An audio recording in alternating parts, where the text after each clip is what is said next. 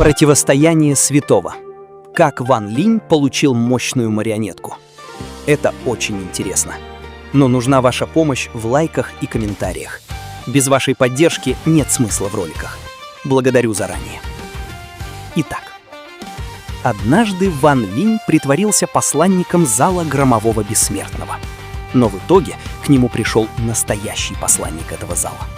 Тот грозился полностью уничтожить весь клан Ван Линя, а вместо этого сам был превращен Ван Линем в марионетку. Ван Линь всего лишь случайно воспользовался чужим именем, но этого оказалось достаточно, чтобы свободно путешествовать по всему звездному домену Лотянь. Крупные семьи культиваторов сами приносили ему бессмертный нефрит и редчайшие небесные сокровища, лишь бы не разгневать господина-посланника зала Громового Бессмертного. Когда Ван Линь прибыл на звезду Тысячи Иллюзий, одного только упоминания, что он посланник зала, хватило, чтобы патриарх клана Тянь, Тянь Куйцзы, в страхе бежал. Члены клана Хуань тоже один за другим сдались. Даже сам Ван Линь не ожидал, что этот титул окажется настолько действенным. В его теле хранилось происхождение древнего громового дракона, а еще у него был серебрянорогий громовой зверь. Стоило выпустить зверя и показать несколько громовых техник, никто не мог заподозрить обман. Поэтому Ван Линь взял имя Сюйму, выдал себя за посланника зала Громового Бессмертного и без всяких ограничений стал разгуливать по северному региону звездного домена Лотянь.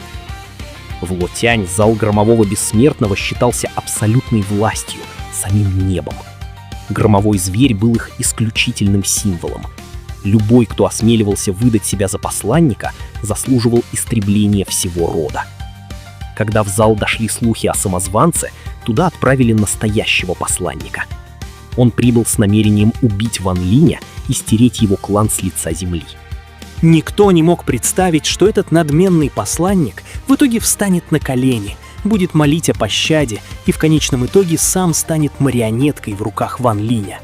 Это произошло во время второй смертной жизни Ван Линя. Он жил в уединении на планете Рань-Юнь вместе со своим сыном Ван Пином.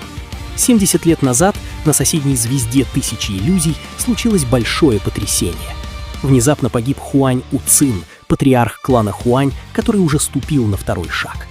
Ходили слухи, что там появился посланник зала Громового Бессмертного. Зал провел расследование и выяснил, что самозванец, скорее всего, все это время оставался на планете Рань-Юнь.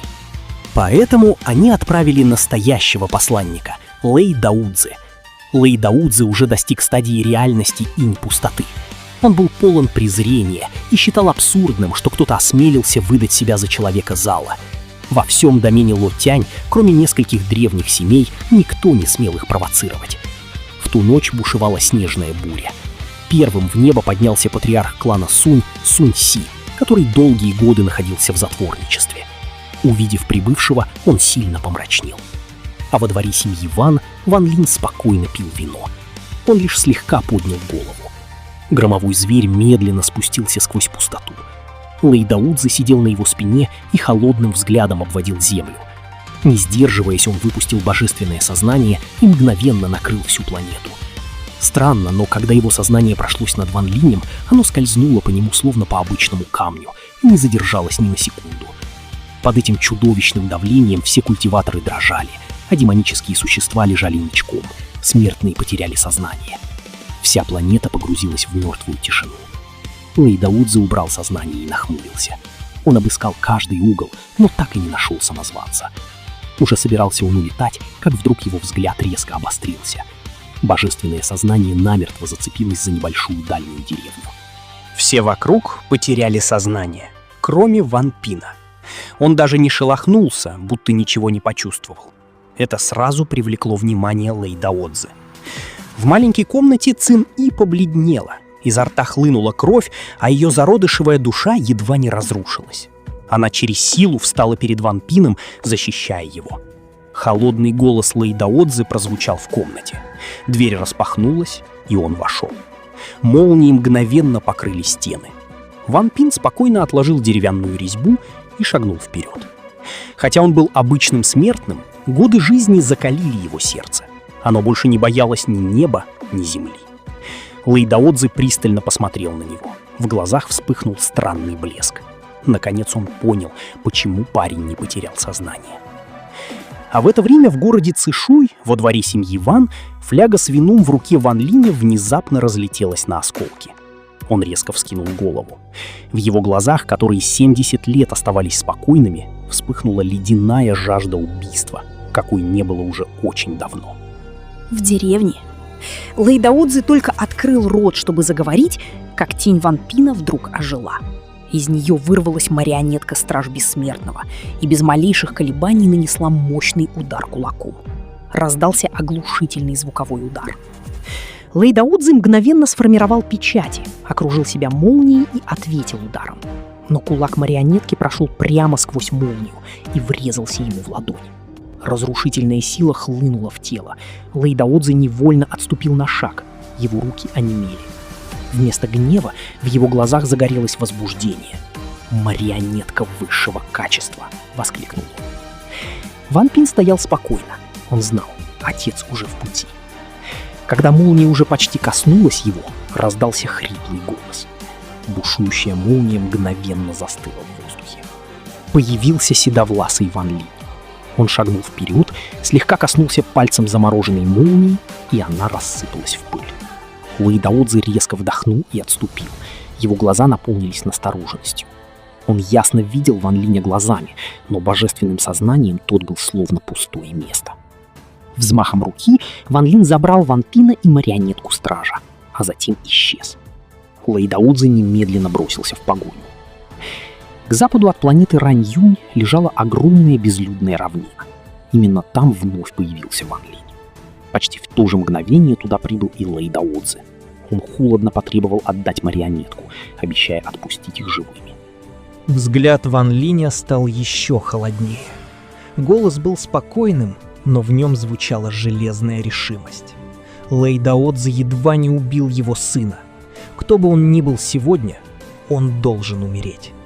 Как только слова прозвучали, марионетка-страж вспыхнула золотым светом, ринулась вперед и обрушила на Лэй Даодзи мощный удар. Лэй Даодзи швырнул руны молний, мгновенно поймав марионетку и быстрыми печатями выпустил толстый разряд молнии прямо в Ван Линя. Ван Линь даже не двинулся с места. Когда молния долетела, он просто открыл рот и вдохнул ее целиком. По его телу пробежало несколько слабых электрических дуг. Он спокойно сказал: «Такой уровень грома ничтожен». Он поднял правую руку. В ладони сгустилась сфера молнии размером с кулак. В тот же миг вся молния из небесных облаков, словно бешеные драконы, устремилась к ней и яростно влилась внутрь. Лэй Даодзи был потрясен. Он никогда не видел такой ужасающей громовой техники. Легким движением руки Ван Линь отправил сферу вперед. С оглушительным громом она понеслась к Лэй Даодзи. Тот резко изменился в лице, выхватил из сумки черный железный стержень и попытался поглотить удар. Но сфера оказалась слишком мощной. По стержню мгновенно пошли трещины, и он разлетелся на куски. Сила молнии обрушилась на Лэй Даодзи, отбросив его больше, чем на 10 шагов. Лицо его стало белым, как бумага. Только теперь он понял. Ван Линь — это и есть Сюйму. Тот самый самозванец, которого искали 70 лет. Сеть молний, удерживавшая марионетку, тоже разрушилась. Марионетка-страж вернулась к Ван Линю. Лэй Даодзи потребовал назвать настоящий уровень культивации. Ван Линь ничего не ответил. Вместо этого он медленно выпустил свою ауру. Культивация поднялась от стадии заложения основы и остановилась на средней стадии вознесения. Однако его намерение Дао продолжало расти вплоть до пика поздней стадии вопрошания. Огромная аура распространилась и накрыла всю планету Раньюнь. Лэй Даодзи с облегчением выдохнул. В его глазах Ван Линь все еще оставался в пределах первой ступени. Победа была обеспечена. Он указал в небо и призвал своего громового зверя. Только у кого есть громовой зверь, достоин называться посланником зала громового бессмертного. Самозванцы должны быть уничтожены. Ван Линь посмотрел на безрогого зверя и спокойно сказал: «Безрогов молний это нельзя назвать настоящим громовым зверем». Он хлопнул по сумке хранения. Активировалась колесница убийцы богов. Из молнии медленно вышел огромный серебрянорогий громовой зверь. Увидев его, Лэй Дао Цзы замер. Серебрянорогий громовой зверь. Таким обладали только высшие посланники зала. В его глазах вспыхнула сильная жадность. «Убью этого человека, и зверь станет моим». Он создал меч из молнии, чтобы сдержать марионетку, и выпустил свою сильнейшую технику — громовой бессмертный трибунал. Сеть молний обрушилась с силой, способной уничтожить целый мир. Ван Линь достал золотую кисть бессмертного. Быстрыми движениями в пустоте он начертал 7 древних рун, наполненных мощью первозданного небесного грома, намного превосходящих все существующие громовые техники. 7 рун одна за другой взорвались внутри тела Лэй Дао Цзы. Он несколько раз кашлянул кровью и отступил больше, чем на 100 шагов. Впервые в жизни он проиграл в технике молнии, причем культиватору первого шага. Шок и ярость переполнили его. Он выкрикнул последнее предупреждение: «Отдай громового зверя и марионетку, или сегодня ты умрешь!» Ван Линь молча достал огромный меч и жестом предложил Лэй Дао Цзы нападать. Взгляд Лэй Дао Цзы скользнул на Ван Пина. Он презрительно усмехнулся. «Ради мертвеца ты отказался от просветления? Как глупо!» В тот же миг Ван Линь резко поднял голову, его глаза стали кроваво-красными. Огромный мяч медленно поднялся от тела, распространилась леденящая аура. Лэй Дао Цзы внезапно замер, юношеская улыбка исчезла с его лица, сменившись безграничным ужасом. Внутри тела Ван Пина он увидел 2 ужасающе мощные нити ци меча. Такая сила использовалась для стабилизации души в физическом теле. Смелость Лэй Дао Цзы внезапно испарилась. Без раздумий он развернулся и бросился бежать к своему громовому зверю. Разъяренный Ван Линь поднял меч, влил в него силу первозданного духа и выпустил свою технику. Лицо Лэй Дао Цзы резко изменилось. Он никогда не думал, что культиватор первой ступени сможет использовать божественную способность на уровне первозданной энергии. На грани смерти он активировал свой последний козырь. Небо опустилось. Появился огромный синий котел молний, заперев все внутри. Его громовой зверь слился с котлом, став его частью. Внутри бесчисленные молнии Дао взорвались, превращая пространство в небесно-земную печь для переплавки. Меч Ван Линя ударил по законам котла, заставляя Лэй Дао Цзы постоянно тратить силы на починку. Марионетка-страж молотила по стенам с силой реальности инь-вустоты. Серебрянорогий громовой зверь выпускал еще более мощные разряды. Лэй Дао Цзы стонал. Его силы быстро истощались, но он продолжал безумно реветь и заставлять котел переплавлять всех. Ван Линь понял, что первозданной энергии не хватает для полного использования Джань Лоа. Он убрал меч, укусил палец, нарисовал древнюю руну и сломал 3-ю печать на серебрянорогом громовом звере. Зверь заревел от боли, из его спины вырвались шипы, тело увеличилось в несколько раз, молния стала черной, чистым воплощением разрушения. Давление зверя раздавило громового зверя Лэй Дао Цзы, прижав его к земле. Черная гроза молнии пронеслась по котлу. Марионетка-страж ударила в полную силу, по стенам мгновенно пошли трещины. Ван Линь воспользовался моментом и снова выпустил технику Джань Лоа. С оглушительным взрывом огромный котел молнии разлетелся на бесчисленные осколки. Лэй Дао Цзы выплюнул кровь и в отчаянии бросился бежать. Марионетка-страж и серебрянорогий громовой зверь сразу бросились в погоню.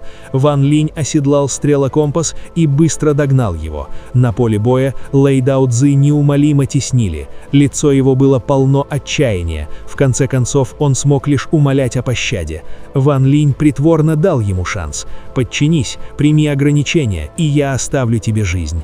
Лэй Дао Цзы, тайно планируя позже освободиться, скрипя зубами, согласился. Но он и подумать не мог, что в итоге все равно будет превращен Ван Линем в марионетку Стража Бессмертного.